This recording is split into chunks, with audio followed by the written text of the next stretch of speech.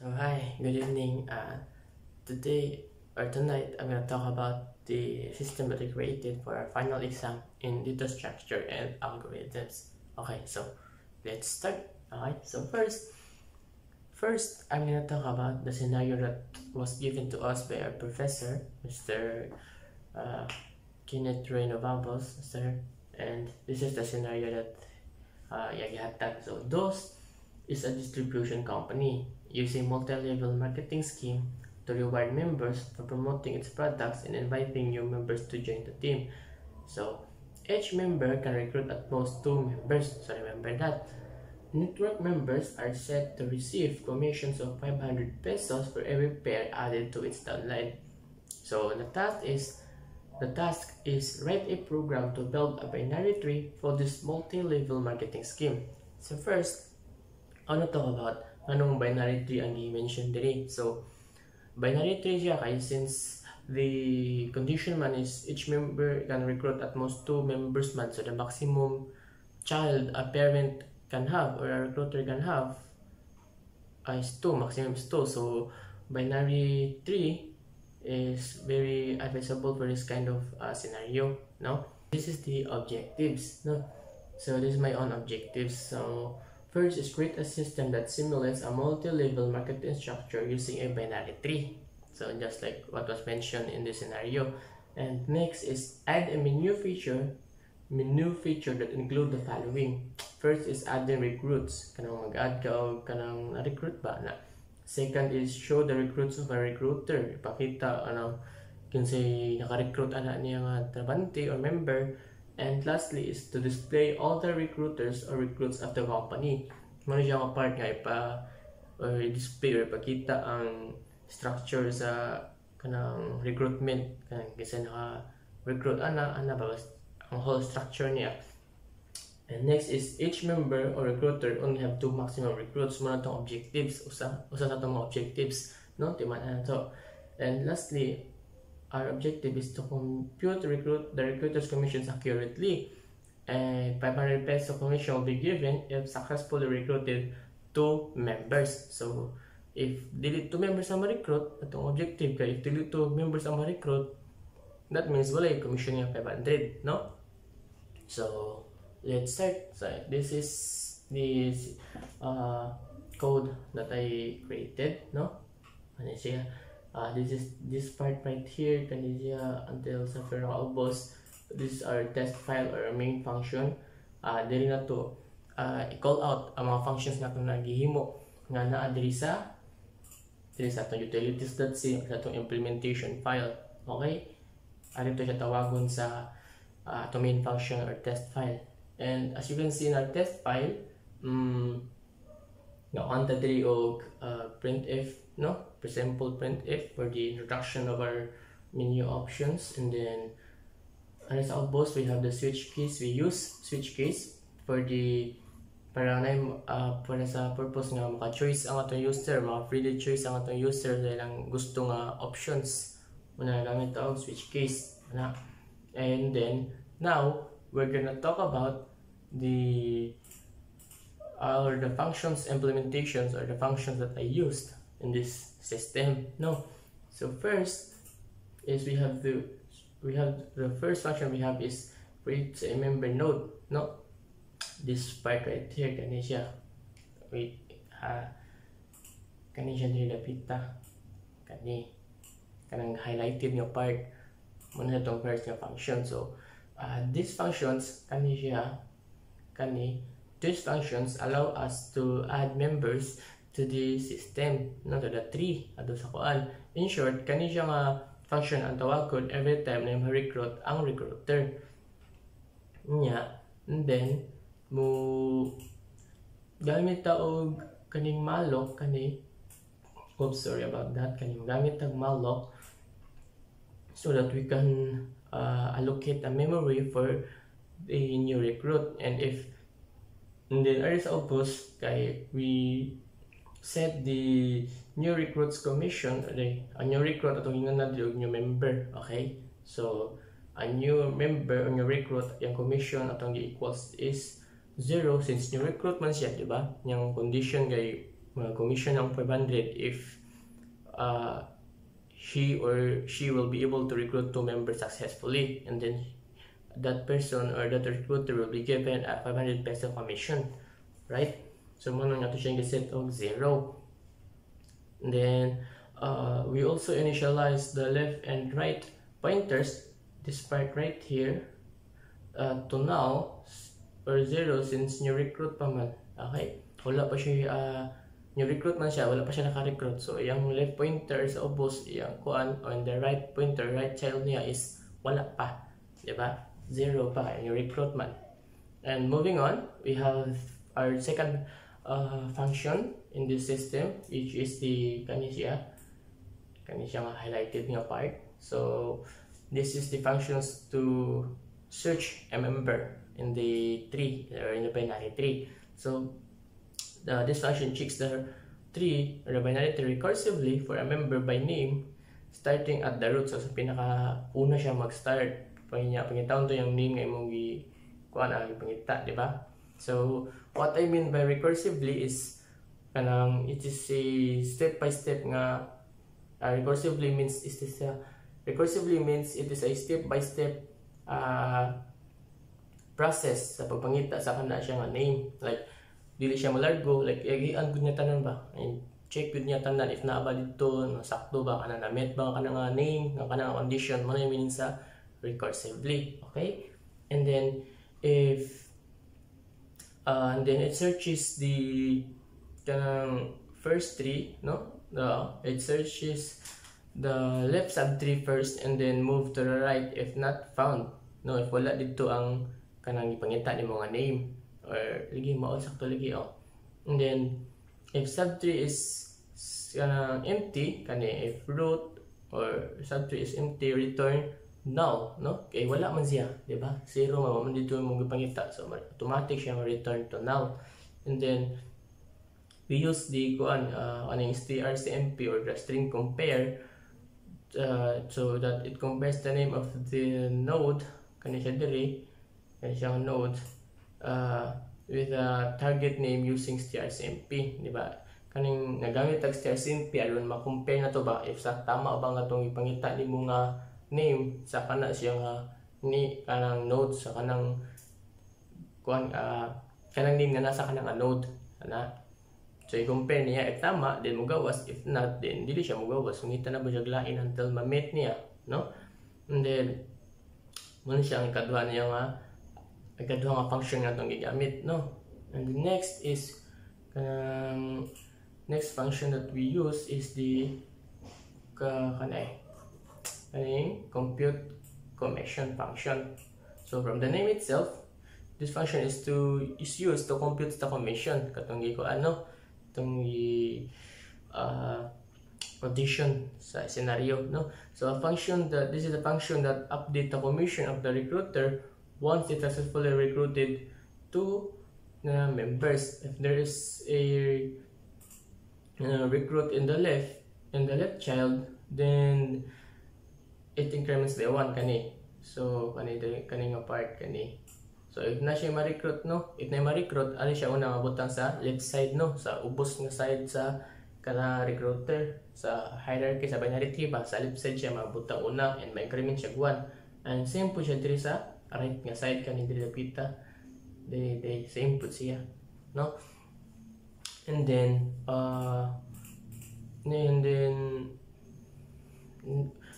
we then divide the number of recruits kani, this part right here. We divided the number of recruits by 2 to count the number of pairs para ma-check if tama ba siya, no? If na sakto ba nga duha gud iyang na-recruit. And then kani siyang commission per pair mo siya na sa header file nato kani mo na siya sa tong header file na naka-define na siya nga 500. Okay? So automatic if true ang kanang statement nga naka-recruit siya duha, then automatic na siya commission nga 500 na butang. Okay? And the next function is have the function to add the recruit. Kani siya nga function ay kana. So this is a function to add a new recruit under the recruiter, no? Dili siya magpatak og asa butang ba. So it finds the recruiter first using search member. Kani siya. Pangitaon niya, ang gamitaan niya para kanang pangitaon niya nga ba? Kaning if finds the recruiter first using search member. And if parent kani siya, then we use this statement right here. So if parent means right here that the recruiter's name does not exist. So muna siya mag-print out kanang recruiter member, kanang name sa recruiter not found, no? Yeah, this is the kanang wala dito siya invalid ba, wala ang kanang name nga yung magpangita kay wala siya sa kanang company. So invalid ang recruit, di ba? Kay wala mo siya kanang company. And then this functions right here checks if the both recruit slots are already filled in, no? So kani siya nga part dire kay i-check niya if kanang ang recruiter kay naka-recruit na bagduha ka kanang members successfully no or wala. So if naka-recruit na, then mo na siya magawas kanang already has 2 recruits and dili na ma-add since the conditions only kanang maximum kay 2 raman nga members ang ma-recruit, di ba? And then this part right here kanin diri nga part dere nga part kay it checks if both slots are empty, then ara siya mo store, no? If parent 1 ara siya mo store sa left, if empty ang left then ara siya mo store if na ma-recruit ang recruiter, or else if nanay na-recruit usa which is nasa left then ara siya sa right largo masod or maputang, no? Muna siya sa ganing add recruit na itong function. Okay, so the next function that we use sa kanina system is to display the individual's recruit status.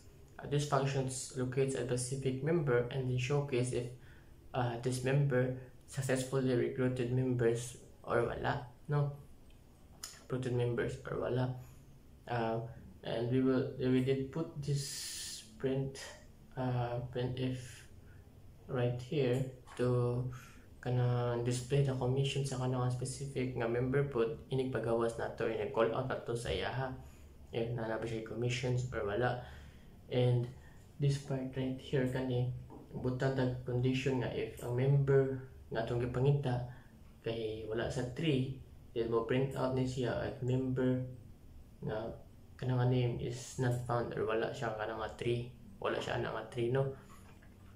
And then next functions is to show the overall 3 status kato ng pakita ng tanan ba kato na recruiter ng pakita ng tanan tibuok yun mo na siya nga function atong gamit kaning shows the overall 3 status.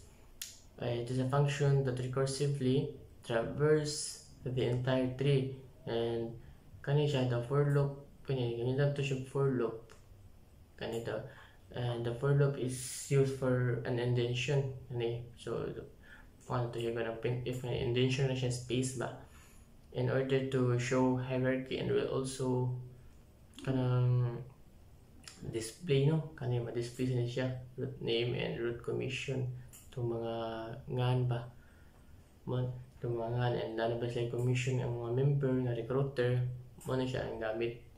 And then last part na function nga itong gamit kay kaning so the last part or function to be used is the free, and it is to free the nodes in the tree, no?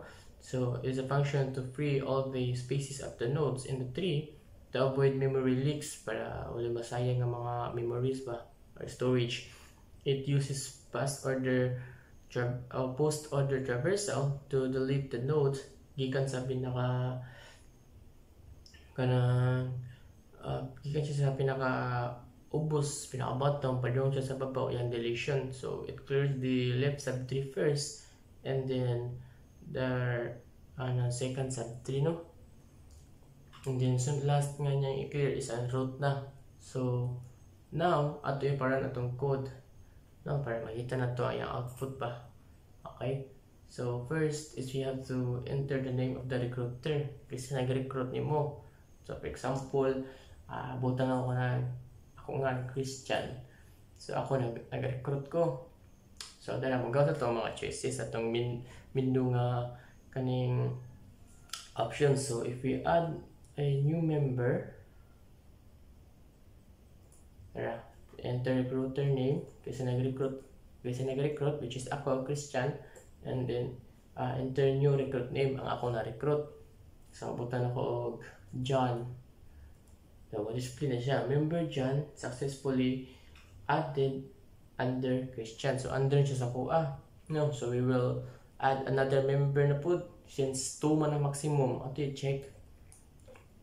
So recruiter name Christian, and then new recruit name na po, so Steve. So Steve, member Steve successfully added under Christian, under sa kuha. Ako may nag-recruit, di ba? So now atong i-check if maka-add pa ba ta, if sakto ba ito itong function na igamit, no? So add yung member again, and then Christian na pod, and then tara butang tag-an o Cleo nga. So kung siya Christian already has to recruit, so naka-recruit naman kong duha, dili na ito po na si Cleo sa kuha, so di na ako maka-add, no? And now buta na to og si John. Kaya si John na po naka-recruit si John. Magwanta add new member. Mga-recruit ako nga si John kay naka-recruit siya lain. Mga to scenario ron. So recruiter name is si John. Kaya si John. There si John. So enter. Ang na-recruit ni John nga na to og si Surya. So member Surya successfully added under John. So na-under siya ka John since si John may naka-recruit sa iya ha, no? And then now we have to we want to display or show recruits of a recruiter, no? Ato sa tan-aw no kinsa na-recruit sa kanang specific nga recruiter or member. So enter choice number 2. Enter recruiter name to view recruits. Mutan to ako check ang ako na recruit. Recruiter si Christian, and then kaning na-recruit na ako si John o si Steve, diba? And since naka-recruit mo kong duha, so nalakay commission nga 500, diba? So sakto. So what if mga ato tan-aon kanang recruiter nga wala naka-recruit, no? Wala sa system. Try na to. Number 2. Enter recruiter name. So punta na to o paghimot ang kung name, Banjo. So then one member Banjo not found, diba? Wala mo siya sa system, wala mo siya, dili mo siya murag kana o kung pa dili siya employee sa kanang ba, diba? Wa siya ma-recruit, dili po siya recruiter si Banjo. And now we want to display the entire network, no? So tibuok nga structure sa kuan battery sa dala. Those network structure, ako una recruiter na ako commission nga 500. Ako ga-recruit kay si John o si Steve kanin duha, and then under John naka-recruit si John which is si Surya, and kaning mga P0 diri sa kilid amo lang siyang nag-represent atong commission. So as you can see, Christian which is ako ray na commission since ako ra may successfully naka-recruit og duha ka kanang na members, no? So si John usara man, so wala siya na commission nga 500, di ba? So mauna siyang ato ang system nga gibuhat. Okay, so if ato siya visual aid, try na to. Ano po ka ng visual aid, sinani ang naitabo niya, no? First na-mention ta dito, nagpantag recruiter name una which is C kay Christian, okay? Yan naka-recruit kog duha si John which is J ana, and ang usa kay si Steve which is S. Kana now mo na siya na nakoy commission, so naka-recruit mo kog successfully og duha ka buok na nakoy commission nga 500 pesos na nakoy commission nga 500. Nya si John naka-recruit siya, di ba? Si Surya. So, Surya is you lang na siya. Nya, ano na siya dapat, nya, since usa naman na-recruit niya dyan, si Surya naman, so wala siya commission. Yung commission niya, zero yung commission, di ba? Since to be able to get commission, dapat duhay man yung ma-recruit niya. Usa naman yung na-recruit ni Jan, which is si Surya naman, di ba? So, muna siya naitabo sa tong system, sa example. And yeah, that would be all. And I hope okay raw to explain. And thank you. And God bless.